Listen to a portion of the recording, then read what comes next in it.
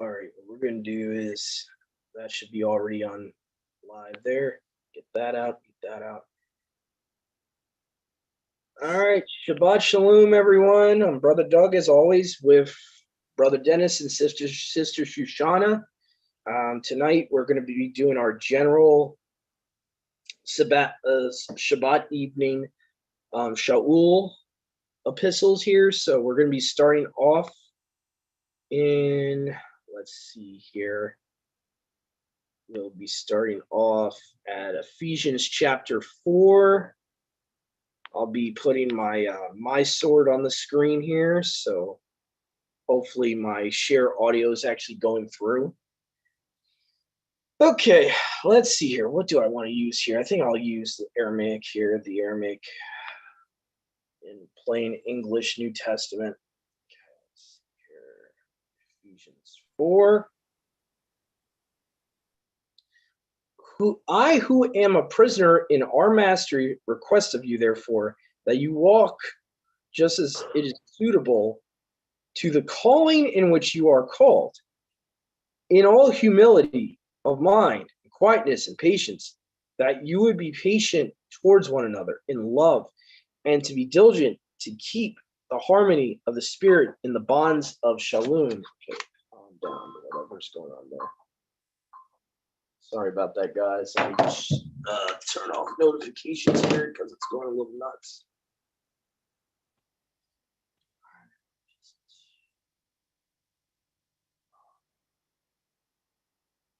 Why do you keep doing that? Hold on, guys. This thing wants to play games here.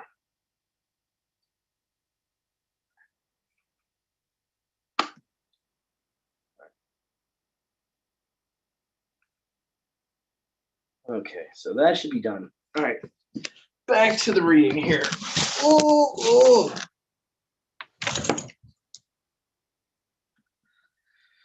And that you would be in one body and one spirit, as you were called in one expectation of your calling. So notice how it's talking about us being of one mind, one ruach. Now, right here, I love this verse. For the Master Yahuwah is one, and the belief is one, and the immersion is one. Now, if he's just talking about the Father, why would he need to iterate that he's one? Just something to think about. And you see all over through the Tanakh and the Torah, Deuteronomy 6:4, Yahuwah is one. Why? If Israel already knew Yahuwah is one and there was no confusion of a plurality, why would Moshe have to tell them that? So just something to think about. And yeah, again, Deuteronomy 4, verse 39 is a reference. Malachi chapter 2, verse 10 is a reference. 1 Corinthians 8, 4 to 6. Verse 6 says, to us, ours is one Elohim, the Father, for all things are from him. We are in him. And the one Master Yahuwah, Yahusha, Messiah. For all things are by him, and we are also in his mind. So the Aramaic of 1 Corinthians 8, 6 makes it very clear that Paul is calling Yahuwah Yahusha. So if we take that context into chapter 4 of Ephesians, verse 5, it flows perfectly with what Paul says in other places. And one is Elohim, the Father of all, verse 5 there, or verse 6, my bad. Yeah, verse 6. The one is Elohim, the Father of all, and over all, and with all, and in us all. But to each one of us favor is given according to the size of the gift of the Messiah. Therefore it is said, he ascended to the heights and took captivity prisoner. He has given gifts to the children of men. Now, Mom, isn't this verse here a reference from the Old Testament where I believe it's spoken of the Father? Yeah, there's a footnote here. Yep, Psalm 68. Yeah. You have ascended, Psalm 68, verse 18 is where Paul's quoting from. Mm-hmm. You have ascended on high, you have captured captivity, You have given gifts to the children of men, and rebels will not dwell before Eluah. By the way, in context, I believe this is talking to the Father in Psalms, if I'm not mistaken. It's talking to Yahuwah there directly. But that he ascended, what is it but that also he first descended to the lower regions of the earth? He who descended is the same who also ascended higher than all above the heavens to restore all things. Now, what's interesting here, in other places, Paul says that Yahuwah had to restore all things. But in this verse, he's talking about Yahusha is the same person who descended, also ascended, and that he himself had to restore all things. He gave some who are apostles and some who are prophets, some who are evangelists and some who are shepherds and some who are teachers for the perfecting of the set apart ones, for the work of the ministry, for the building up or edification of the body of the Messiah, until we all shall be one entity in the belief and in the knowledge of the Son of Eluah, and one perfect man with the dimensions of the stature of the maturity of the Messiah. Neither shall we be children who are shaken and troubled for every wind of crafting teaching of the children of men, those who plot to seduce by their cunning. So this is something we need to be careful of, not to fall after every wind of doctrine. But we have been firm in our love, that all our affairs may increase in the Messiah, who is the head. Oh, I thought the Father was the head. Interesting. As Paul is saying, Yahusha is the head. Very interesting. So that's kind of a oneness verse there in verse 15. And from him and the whole body, constructed and joined in every joint, according to a gift given in measure to every member for his growth of the body, that his building may be completed in love. But I say this and testify in the Master Yahuwah that from now on you should not be walking as others of the Gentiles who walk in the emptiness of their minds. And they are dark in their intellects and are aliens to the life of Eluah, because there is no knowledge in them because of the blindness of their heart. Those who have cut off their expectation, handing themselves over to lewdness, to the cultivation of every impurity in their lust. But you have not learned the Messiah in this way. If truly you have heard him, you have learned of him, as whatever is truth is in Yahusha. But you should put aside from you your first way of life, that old man which is corrupted by deceitful desires, and you should be made new in the spirit of your minds. You should put on the new man who has been created by Eluah in righteousness and in purity of the truth. You know what's kind of interesting here? This kind of gave me an understanding of, even though this is spiritual, right? Putting on the new man, it's almost like an allegory to the resurrection, because we're putting on something. When the resurrection happens, what are we putting on? We're putting on a new body. So it's kind of interesting. Therefore, put aside from you lying, and let a man speak the truth with his neighbor, for we are members of one another. Again, showing the biblical context of who your neighbor is, okay? One another, okay? Be angry and do not sin, and do not let the sun set on your anger. Key verse here. There is no commandment that says thou shalt not be angry, okay? This is where you have to understand there's righteous anger and unrighteous anger.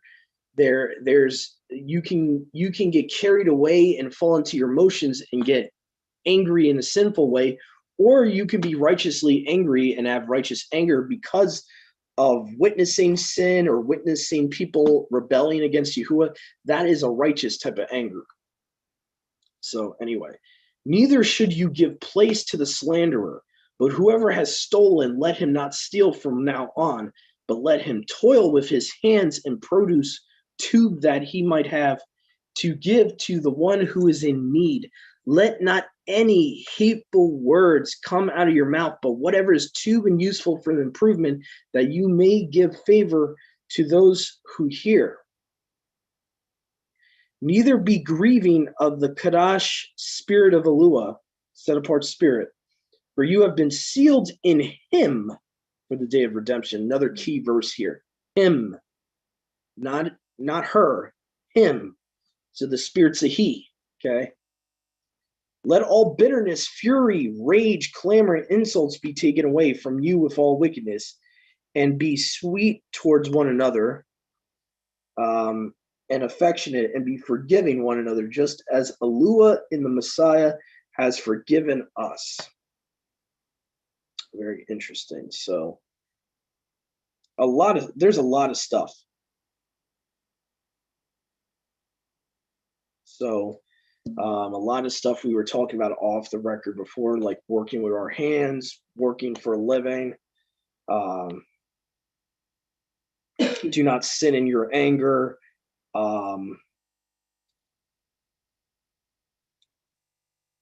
So a lot of interesting stuff here. I found it interesting that the Ruach here is called he or him. I found that to be very important. And I kind of like, yeah, verse 24 definitely is a reference to the resurrection, definitely. And I think it's kind of like sometimes what happens spiritually has to happen before physical new birth. So the spiritual rebirth or new birth happens before the physical new birth.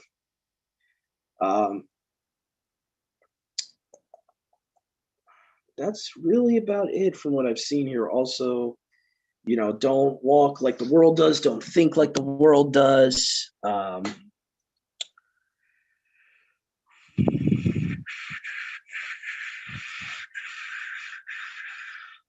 A lot of oneness stuff here that I was not expecting. So definitely a decent chapter to go back to and take some notes on. But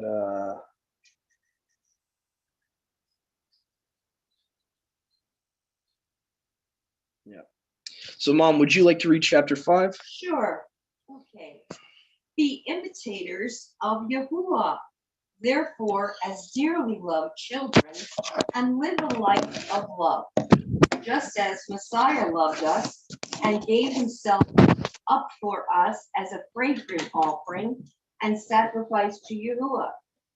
But among you, there must not even be a hint of sexual immorality, or of any kind of impurity, or of greed, because these are improper for Yahuwah's set apart people, nor should there be obscenity, foolish talk, or coarse joking, which are out of place, but rather thanksgiving. For of this you can be sure, no immoral, impure, or greedy person, such as a man is an idolater, has any inheritance in the kingdom of Messiah and of Yahuwah.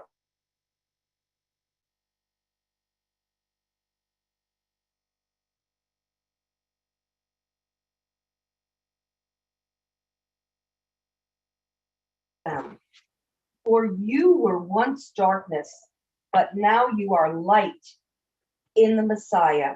Live as children of light, for the fruit of the light consists in all goodness, righteousness, and truth. And find out what pleases Yahuwah. Have nothing to do with the fruitless deeds of darkness, but rather expose them. For it is shameful even to mention what the disobedient do in secret, but everything exposed by the light becomes visible. For it is light that makes everything visible. This is why it is said, this is a quote from Genesis, "Wake up, O sleeper, rise from the dead, and Messiah will shine on you." Be very careful then how you live, not as unwise, but as wise, making the most of every opportunity, because the days are evil. Therefore, do not be foolish, but understand what Yahuwah's will is. Do not get drunk on wine, which leads to debauchery. Instead, be filled with the Spirit. Speak to one another with psalms, hymns, and spiritual songs. Sing and make music in your heart to Yahuwah, always giving thanks to Yahuwah, the Father, for everything. In the name of our Master Yahushua Mashiach, submit to one another out of reverence for Messiah. Wives, submit to your husbands as to Yahuwah. For the husband is the head of the wife, as Yahusha is the head of the church, of the assembly. That's okay. His body, of which he is the Savior.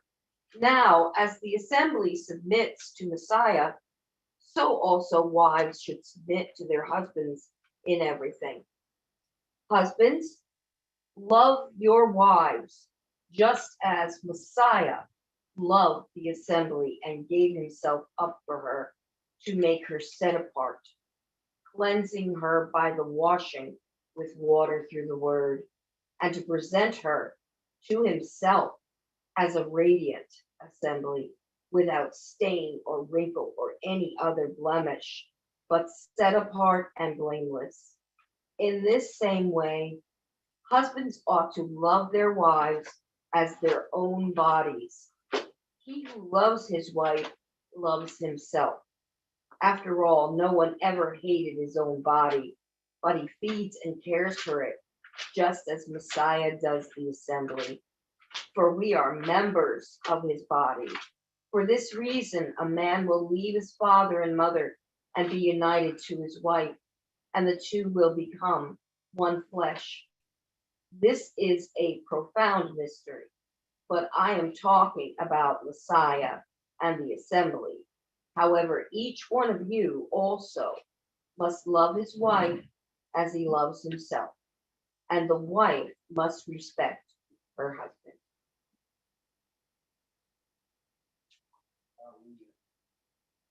So, Not to be a little crass, but I have found in my experiences way before coming into Torah that a lot of men like to read the beginning of and they don't like to read through the whole chapter that says that you're supposed to love your wife as you love yourself. I mean, they don't read that far into it. I'm telling you right now. They read the first part and then the rest goes by the wayside. so just catching up here. I had to put the phone near you so that Oh, I know. you were coming through decent enough. Okay. Because I've noticed at times when I have my phone on Zoom on the whole other side of the room, you barely come through. Okay. So I had it. I rested it on the bed. So Okay. when Oh, good. let's see here.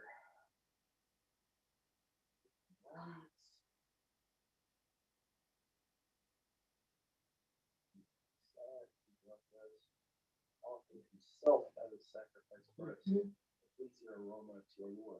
I know I said this before, but if he was just a mortal man prophet, verse 2 would be a sin. And actually, he would not be able to offer himself up. If Yahusha had no divine nature at all, just playing devil's advocate here, okay? If those that don't believe in the oneness, a lot of them like to say, or some of them like to say that, oh, well, he was just a mortal man, he was the right guy at the right time. If that's the case, he cannot offer himself as a offering for sins. Just to explain something, when you're giving an offering for sins, that offering has to be pure. Okay, if he's a regular mortal man, he would have sinned at some point in time. You can't give a flawed offering as an offering. In the Levitical priesthood, this is a simple concept here. So for him to be an offering for sin, he had to be 110% without sin, which means he can't be a mortal man by default. He can't be a regular mortal man. See, this is what people don't understand is for anyone that is living inside carnal, fallen human bodies that are susceptible to sin, okay, a divine being would have to come into human flesh not to ever sin at all. You cannot have a regular mortal man never sin at all. And we can go through the whole Tanakh even. I don't even need to use the New Testament. The whole Tanakh. The most righteous Israelite at least sinned a handful of times. So they cannot be an offering of sin for sin. So by default, he can't be a regular mortal man. So just something to think about. So that was one of the reasons that led me to the understanding of the oneness, because if he is the creator, if he is the one that the other part of us in Genesis 1:27, then he has to be Yahuwah. Yahuwah says, I don't show my esteem with another. He says, I do not give, I basically do not share my esteem, my praise with another. So that means whoever he shares his esteem with has to be himself. That's right. We see John 17. What does it say? It says, Father, give me my esteem back I had with you from the beginning of the world. Number one, Yahushua's saying he pre-existed way from the beginning before anything was created, number one. So he's not a created being by default. Number two, he's saying, give me the esteem that I had with you from the beginning. Meaning that John 17 can't contradict the book of Isaiah. So if Yahuwah says he doesn't give his esteem to someone that's not him, the loophole is that Yahushua is him. That's right. That's the loophole there. So anyway. No sexual morality, impurity, greed among you. Such sins have no place among those people. Sure that no impure person, the greedy person will inherit the kingdom of Messiah and of Belua. The greedy person. Now, yours just says kingdom of Messiah, huh? It doesn't have both there. Verse 5. It doesn't say Messiah and Elohim. It's almost every version I'm seeing there says it has both there. This you can be sure. No immoral, impure, or greedy person. Such a man is an idolater. Has any inheritance in the kingdom of Messiah and of Elohim. Yeah, because when you were reading, you only said one. I'm sorry. Yeah, I was just. I probably got confused what line I was on or something. Okay. For the anger of the Lord will fall on all who disobey him. Don't participate in the things these people do. For once you were full of darkness, but now you have light from Yahuwah. So live as people of the light. This light within you produces only those two, right and true. Carefully determine what pleases Yahuwah and take no part in the deeds of evil and darkness. Instead, expose them. So I like how the NLT there, instead of reprove, it says expose them. So you're not just correcting it, you're exposing it. It is shameful even to talk about the things that wicked people do in secret, but their intentions will be exposed. Their evil intentions will be exposed when the light shines on them. When the light makes everything visible, this is why it said, awake, O sleeper, rise from the dead, and the Messiah will give you light. Which this is one of the reasons that those that have been following this ministry, this is one of the reasons we call ourselves Awakened by Yahuwah Assembly. Because he called us out of darkness into his light, and he woke us from our spiritual sleep of slumber. And the sleep of slumber is sin. Okay? So I know some people might go across this YouTube page and see the word awakened. Okay. FYI, we are not Gnostic. We are not New Agers. So I understand those people have misused terminologies like that, but that's not what it means for the title, for the name of this ministry. So I don't want people, being presumptuous about stuff like that. So anyway, so That's the reason we call ourselves Awakened by Yahuwah Assembly, because He called us out of darkness. He woke us up out of our spiritual slumber. Okay? So, anyway.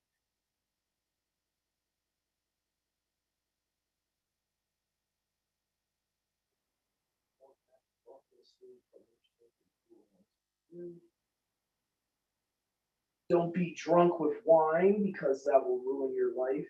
Again, drunk with wine. Okay, so there's a context to that too. It doesn't mean that you can't drink any wine. It's saying don't be drunk with wine. Instead, be filled with the Ruach HaKadosh, set up our spirit, singing psalms, hymns, and spiritual songs among yourselves, making music to Yahuwah in your hearts. Give thanks for everything to Yahuwah the Father in the name of the Master Yahushua Messiah. So again, this is why when we pray to Yahuwah, we pray in the Son's name. And I know a lot of people that haven't fully received the oneness doctrine. This is where they get confused. They're like, well,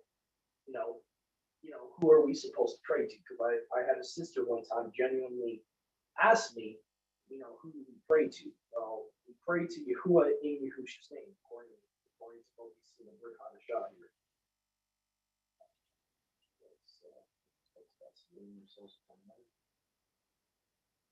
Okay. Wives, make yourselves to your husband as unto Yahuwah. The husband is the head of the wife, even as Messiah is the head of the assembly. He is the Savior of the body. Therefore, as the assembly is subject unto Messiah, so let the wives be to their own husbands in everything. Husbands, love your wives, even as Messiah also loved the assembly and gave himself for it, that he might set apart and cleanse it. He might set it apart and cleanse it with the washing of water by the word, that he might present it to himself, an esteemed assembly, not having spot or wrinkle or any such thing like that. It should be set apart, not blemished. So this is important here, going back to the topic of the oneness. Towards the end of this chapter, Paul's making it very clear that Israel is his bride, the Son's bride. So it's very important to understand that when you talk about the paradigm of who is supposed to be the husband and who is supposed to be the bride. And remember, guys, according to Torah, remember what Torah says about the remarriage thing. You can't have a different husband die, okay, for that old wife to go back to the original husband. Okay? According to Jeremiah, according to Romans 7, what Paul says, the original husband that made the first covenant has to die. It's the only way she can be taken back. Remember that. It's important to understand that because that ties into the new covenant. We cannot be taken back unless the first husband died. And that means mankind in general. So meaning you cannot have salvation if the Father did not die on the stake. This is why I believe the oneness topic is a lot more important than people give it credit for. Okay, if Yahushua is not Yahuwah, it's almost like you got to throw away the New Testament, because then you have to distort the New Testament and it becomes a whole other message. Because then what Yahuwah said isn't valid anymore. And this is why those that struggle with the oneness, not saying everyone does, but there's a lot of people that have struggled with the oneness concept that eventually fall away. Why? Because they think the New Testament is contradicting the Old when it's not. What Paul is trying to explain to you in Romans 7 is that the Father himself died for us. He's saying the first husband died for the bride, the same bride as the original bride, right? So you have the same bride as the original bride, which means you have to have the same husband as the original husband. You can't have the son dying, who's not the original husband, and then he becomes the new husband.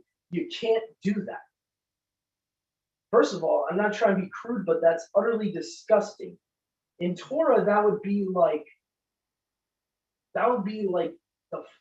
someone's father had his bride, and then he dies, and then the son takes his father's old wife. that to me, that I don't think that is in Yahuwah's will at all, and that's to me, in my opinion, just my opinion, that's disgusting. So when you really look at the remarriage of Israel, I encourage everyone to study into this topic because this will show you the oneness more than anything else. The first husband had to die on the stake. Mhm. The original husband is Yahuwah. Right? The original husband is the father. That means he had to die. It can't be a separate person from him that dies on the stake. If that's the case, then you have to throw away Romans 7. Romans 7 has to go. Everything in the New Testament has to go if the father's not the one who was impaled on the tree. And just something to think about, right? So ought men to love their wives as their own bodies. He that loves his wife loves himself.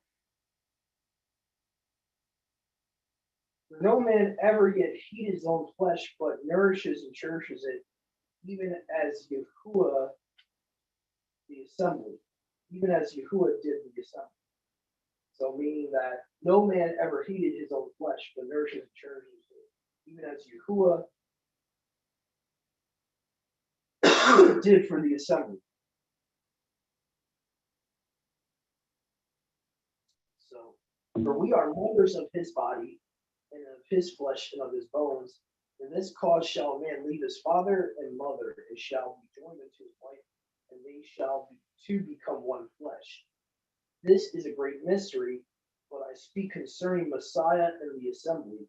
Nevertheless, let every one of you in particular so love his wife even as himself, the wife see that she reverences her husband. So, and like my mom said before, that does not exclude the husband from treating the wife the same way. You don't have a double standard in scripture. You don't have the husband treating the wife like crap while the wife is, treating him like gold. Okay. And this is important to understand because Yahuwah's will is not for men to wickedly entrap women to make women nothing more than just a possession they own, and then the woman is forced to have to stay married to that husband forever. There's a lot of misunderstandings about the what Torah says on marriage, remarriage, divorce, and it's caused a lot of sisters out there to force themselves to stay married to men that don't even love them. And we see here in Ephesians 5, that Paul is telling both, he's commanding both sides. He's like, you need to treat each other the same way. So a man that pretty much mistreats his wife, he's sinning. Okay? That's right. Vice versa. So that's another thing you need to understand. And again, if we look at we don't have time to look at it, but we've already done studies on this, what the difference between put away and divorce is and all that.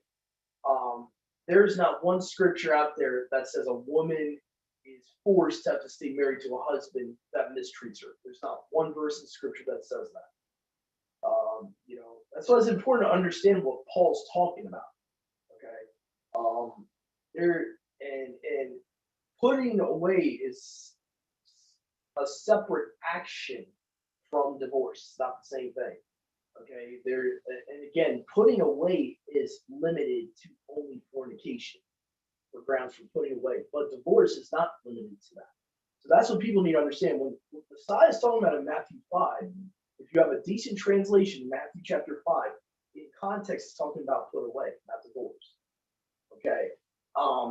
And you can go to the Torah to back that interpretation up.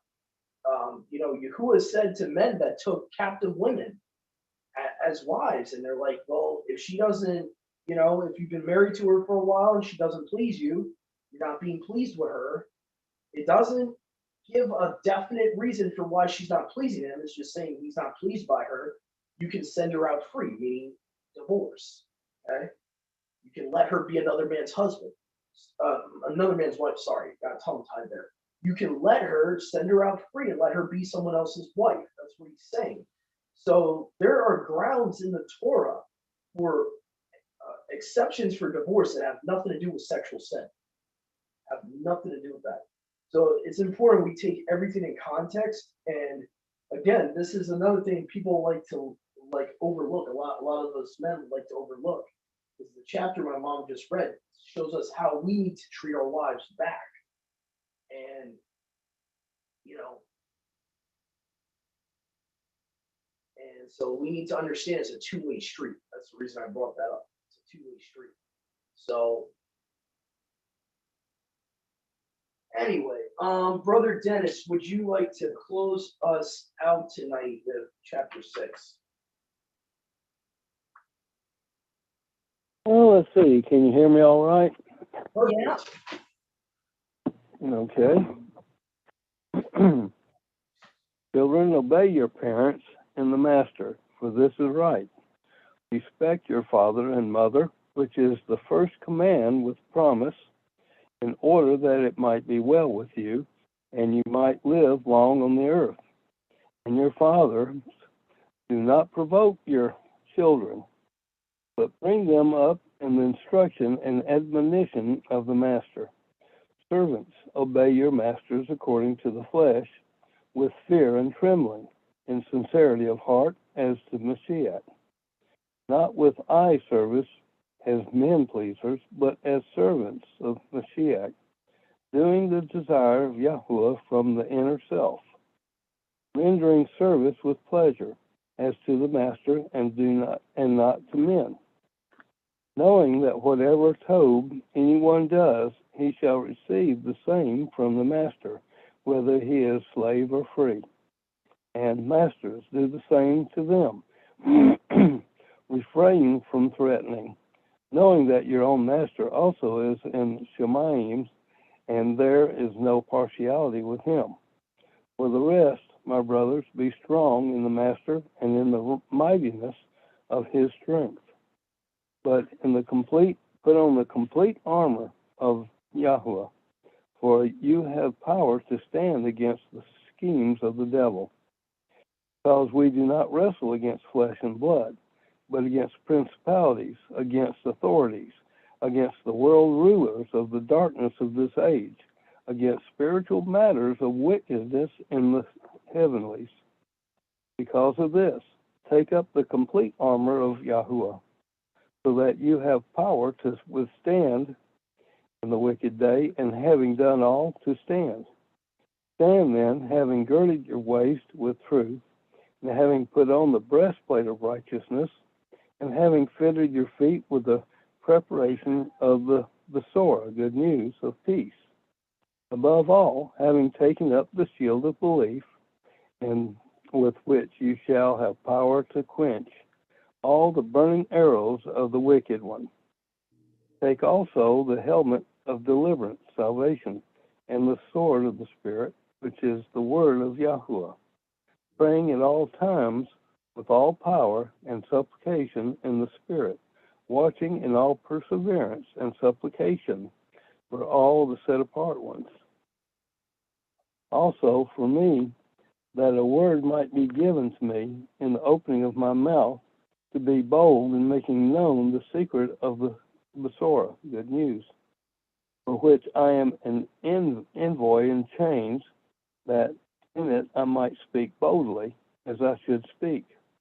Now, in order that you also know about me, how I am doing, Tuchikos, beloved brother and trustworthy servant in the master, shall make all matters known to you, whom I did send to you for this same purpose, so that you know about us and might encourage your hearts. Peace to the brothers and love with belief from Yahuwah, the Father, and the Master, Yahuwah Shah, Mashiach. Favor be with all those who love our Master Yahuwah Shah, Mashiach, undecayingly, so be it.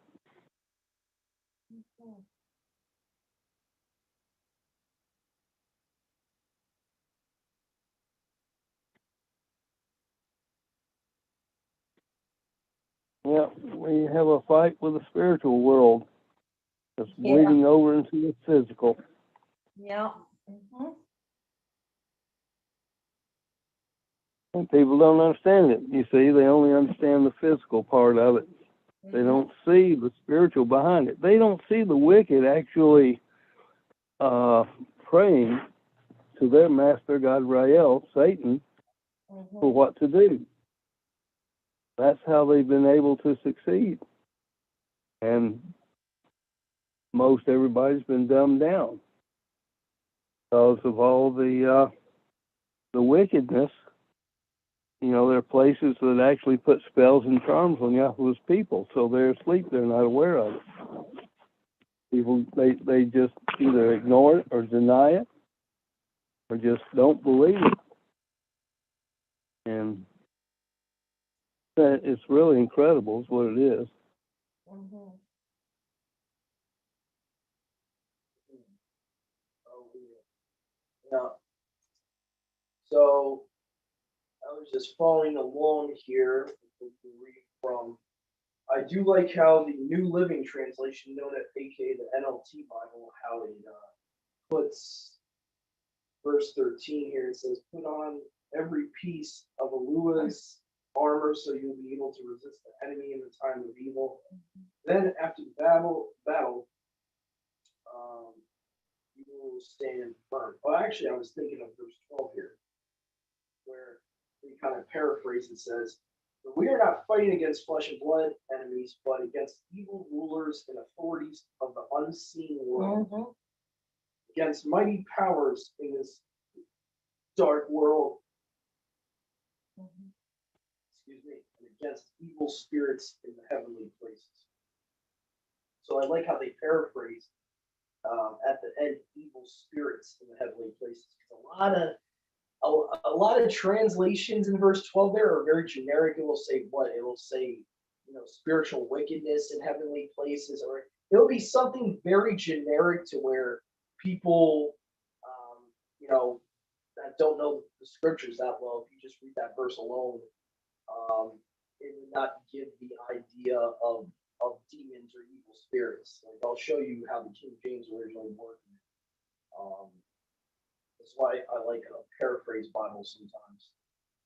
The word for word, King James would just have it as against powers, against rulers of darkness of this world, against spiritual wickedness in heaven in high places. So it just says spiritual wickedness. So um, someone could just say, "Oh, that's just spiritual wickedness. That's just talking about human rulers." But I believe, you know, this verse here in context was always talking about fallen Malachim and demons along with human rulers. And unfortunately, because the way it's translated sometimes in a word for word translation, it's lost. Certain things get lost in translation. So I kind of like how instead of it saying spiritual wickedness, it says evil spirits. So I just thought that was interesting.